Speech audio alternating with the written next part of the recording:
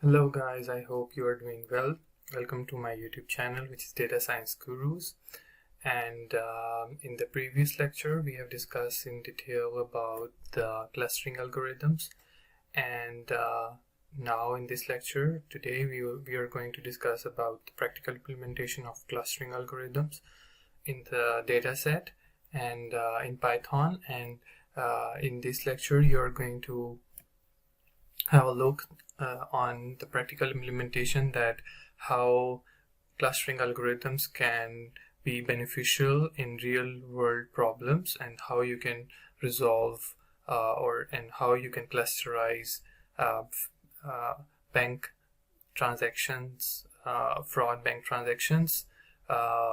Okay, so first of all, before going to the lecture, in any machine learning problem, you must know about the data set.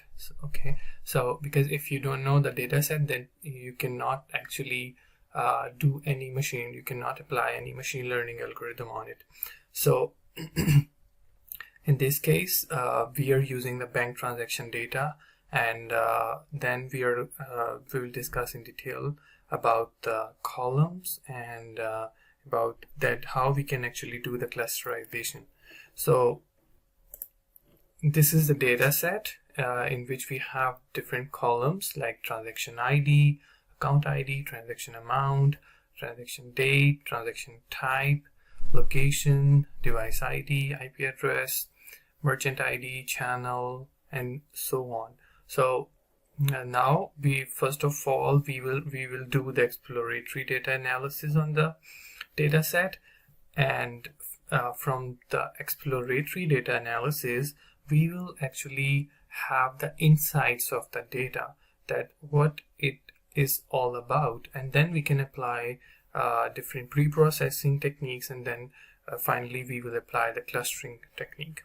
So in this lecture we are going to use the Jupyter Notebook IDE, which is basically a Python IDE.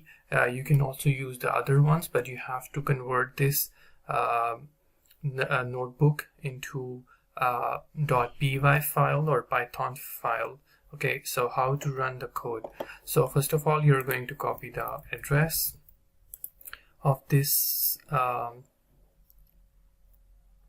folder, and then you can go to the start, you can type an anaconda prompt, and then you can type because this is in our D, so you are going to change the directory, then cd and address of that lecture like folder. Okay, and then you can press enter, and then you can type Jupyter Notebook, and then you're going to press enter. After that, it will open a new window for you, and it will show you these two files. This is the bank transaction data, which is basically an Excel sheet, and this is the Jupyter Notebook file. So you're going to click on here, and it will open in a new window, and then you can run the code.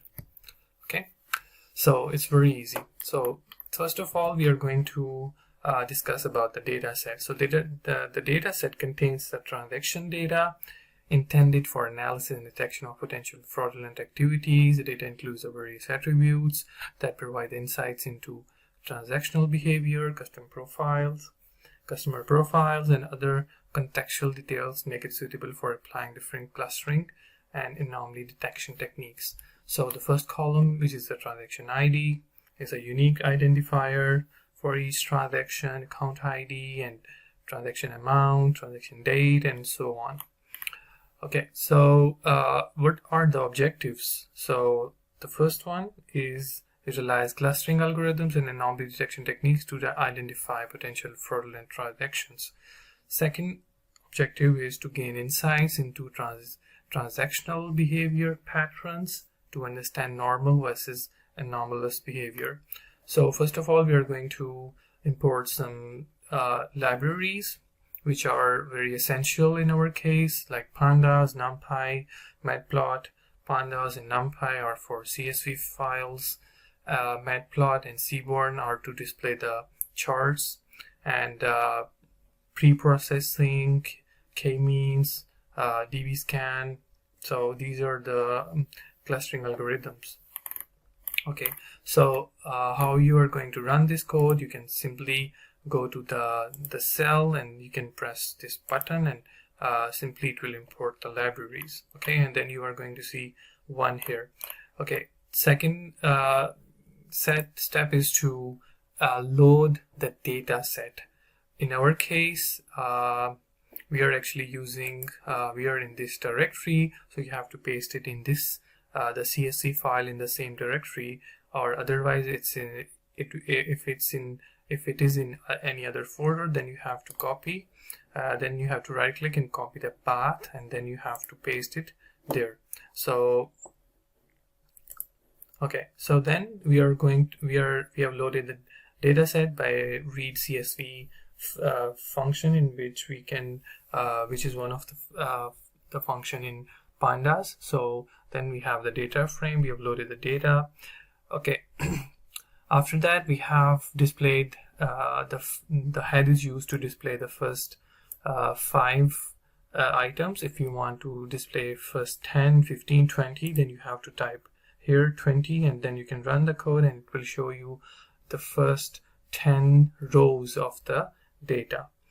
And then we have the df.info, then we have the df.describe, which shows the statistical summary of the data set. So in this way we can actually have the insights, we can know about the data types inside the data.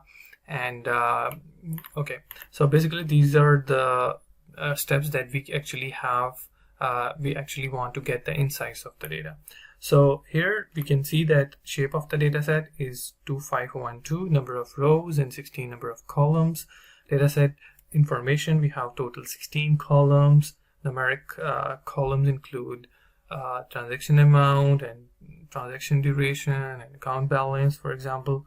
Data columns like transaction date and previous transaction date will likely need to convert it to date time objects for time series analysis. And categorical column includes like transaction type, location, and channel.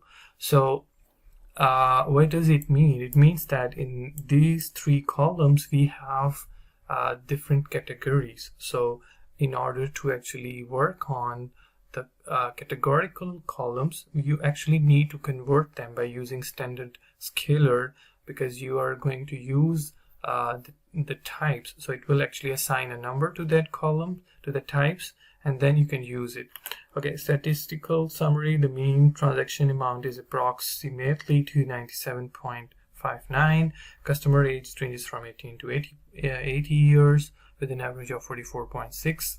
And account balance ranges significantly with a maximum of around 14,978. Then this is a very important step in which we are going to in which we actually check the missing values in our columns. So if we are going to have null values or nan values, not a number value, then we are going to remove them. These are the steps that we do in pre-processing.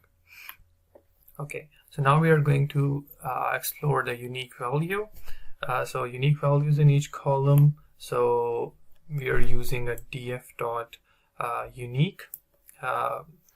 which is in pandas, which is one of the pandas function. So it displays the number of unique samples in specific columns. Okay, separate numerical and categorical columns, as we already know that which one of them are the categorical columns and which one are the numerical columns. So we are separating them with the help of select data type function. Okay, so here we have a separate data frame which have a numerical column, and the other one have a categorical columns. Okay, after that, display unique values for each categorical column. So we are going simply using a for loop to display the unique values in the columns. So now you can see them. Okay, so after that we have column types. We have two types of columns, numerical columns and categorical columns. And after that, unique values for categorical, we are going to we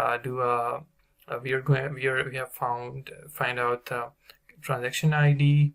It have 2512 unique values. Transaction type, we have two types: debit transaction, credit, and location, and so on for other different columns. Okay, so now we are going to do the exploratory data analysis. We are going to explore using different functions and plots. So first is we are going to make a histogram to actually check the distribution of transaction amount with respect to frequency and transaction amount. So on the we have like two parameters, which are frequency and transaction amount. So you can see that how much is exactly the frequency and how much was the amount. So we have plot the graph histogram for this. Then we plot another graph or another histogram for the age, that which age which age persons or which age people are doing transaction for, in how often they are going to make the transactions. So and so on for the other parameters as well. Okay, after that we have performed the univariate analysis for the numeric columns, in which you can see that transaction amount, box plot, and other ones as well. The statistics for transaction amount, we have count, we have mean, standard deviation, min, 25 percentile, 50 percentile, and so on. Okay, so the transaction amount, the distribution shows a number of outliers which with many values lying significantly above the upper quartile. So it shows that like some statistics show that we have the outliers, so we have to remove the outliers in each of these columns. Okay, so we have to remove them. Okay, so after that we are going to find the correlation between the different columns, because if the column have a correlation with, and if a one parameter have a correlation with another parameter, then we can have a significant analysis on that. So we can use a correlation matrix for that. We are going to give the input parameters, and then we are going to check that which parameter have a specific, and like how it actually correlates with other ones as well. So after this we come to know that transaction amount and account balance, these have a very good correlation, so the positive correlation. And so the customer age, we have a low and no correlation. If you are going to have a value, specified value, then we have a very low correlation. So it means that these two parameters are not correlated. Okay, after that we have the transaction duration, login attempts, account balance, and then we have different correlation parameters. Okay, after that we are going to plot the categorical distribution in our data.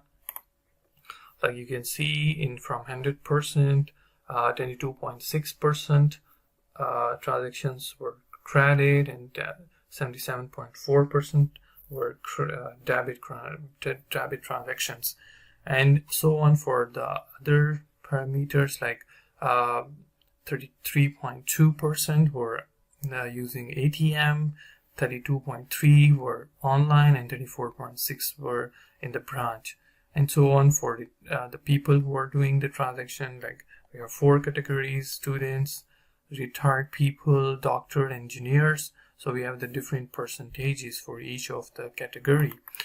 Okay, so now after that we are going to, we have plotted the top categories, pie charts, like which one are the top categories. So in our case, top 10 categories of location, like the transactions were made in Fort Worth, Houston, Miami, Omaha, and so on for other ones, other parameters. Okay, after that we have employed the percent quartile, like 0.95 in our case, which is a very high threshold value, and then we are going to plot this data to actually have the more insights about the data that we have. Okay, so we are going to move forward. We have the different parameters. Ensure transaction date is in date time format, so we are going to convert them by using this to date time function. Then we have sorted out account ID and transaction dates. We have then calculated the time difference between the consecutive transaction for each account. Then we have calculated the frequent transaction with short intervals, display the number of preview of frequent transaction, and plot the distribution of time differences for visualization. So in this case, you can actually see that on x-axis and y-axis we have time difference in seconds, and then we have number of counts. So this basically shows us the distribution of time difference for frequent transactions. Okay, after that we have calculated the change in account balance for each transaction, considering transaction type, as we have the three types: online, bank, and the third one. We have different options in that. Identify large balance changes.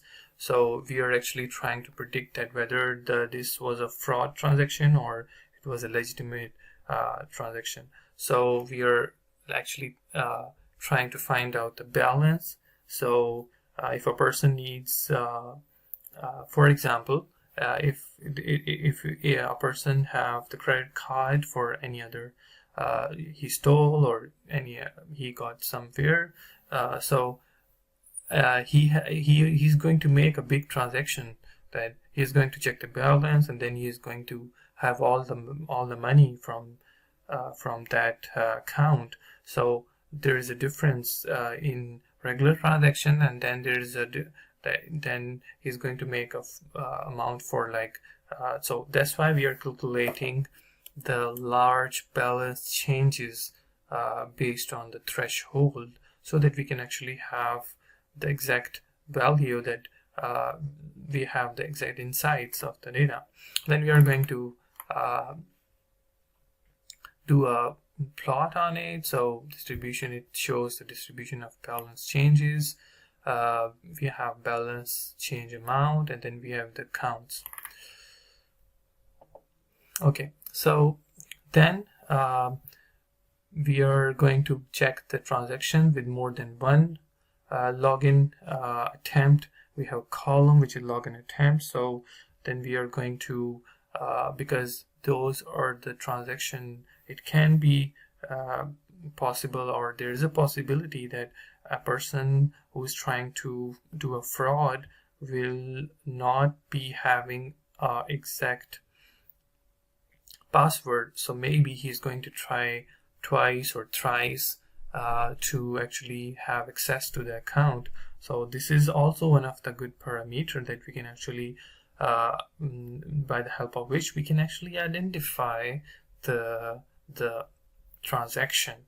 Okay, so then after that we have different plots. Then we have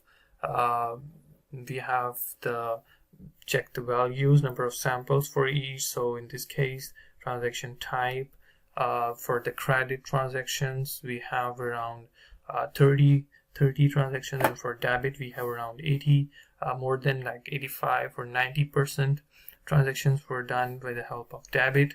And in this case, like, so in here we are discussing about online, ATM, and branch. They're almost nearly equal to each other. Okay, so then we have the top 15 transaction locations. We are also exploring the transaction location by the number of transactions for each location. So in our case, we have Fort Worth, which is which have the highest number of transactions. So we can also conclude that if we found the transactions that are not legitimate, so the people who are doing scams are in Fort Worth. They're the people in Fort Worth. There are a lot of scammers. So we can actually tell them that in this specific area we have a lot of fake transactions. Okay, so after that we have the visualization of transaction across location over time for selected accounts. So we have account ID, and then we have done the transaction across different locations. So you can see that in our case, like in Las Vegas or Dallas or El Paso, we have different transaction for account ID. For this account ID, we have these transactions, and most of them are debit, and only one which was a credit, and so on for other, like location changes over time for account ID, and so on for other with other perspectives. Okay, so then we have ensured that transaction ID is in data frame format. So we have we are actually extracting the hours. So if you have a transaction in unusual hours according to that time, like in night or maybe at like 4 o'clock in the morning, so these are the odd times or unusual times. So we can also have this is also a very good parameter that we can actually consider, and so on. Like we have tested it for different perspectives, and then when we have a good insights, then we can decide about the algorithm that we are going to implement on it. So we can move to the clustering part. Okay, so here we have features which are transaction amount and transaction duration. So we are going to do a clusterization on that. So the first step is to actually do a standard scaler. We are going to standardize the data, and then after that we are going to give this input, give this data as an input parameter to our KMeans. In this case, we are going to use the K value, which is 3. So it means that it will be having 3 clusters. Okay, so I'm going to show you the K-mean clustering and potential frauds.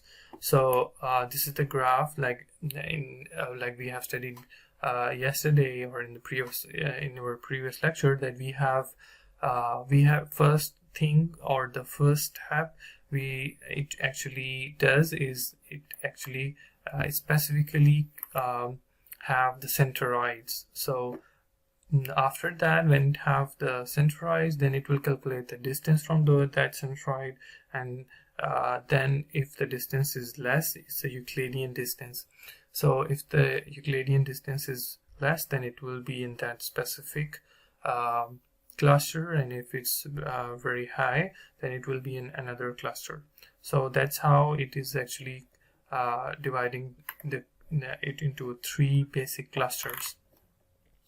The second algorithm we have employed is DBSCAN clustering algorithm. So we have different outliers, then we have 4 groups in our case. So the features are transaction amount, transaction duration, count balance, and login attempts. So we are going to remove the not a number values, and then we are going to we have done the X scalar transform, and then we have EPS value 1.5, and this is the data that we are going to give as an input to our DBSCAN, and then it also calculates it also do the clusterization. So this is done by our DBSCAN clusterization algorithm. Like you can see, it shows in black color, it shows the fraud and it have different other colors. For it shows a normal, suspicious group 1, and so on for suspicious group 4. Okay, the third one that we actually implemented was isolation forest for anomaly detection. We are doing the same. We have 4 features: transaction amount, duration, account balance, and login attempts. And then we are going to do the standard. We have done the standardization of the data, and then we have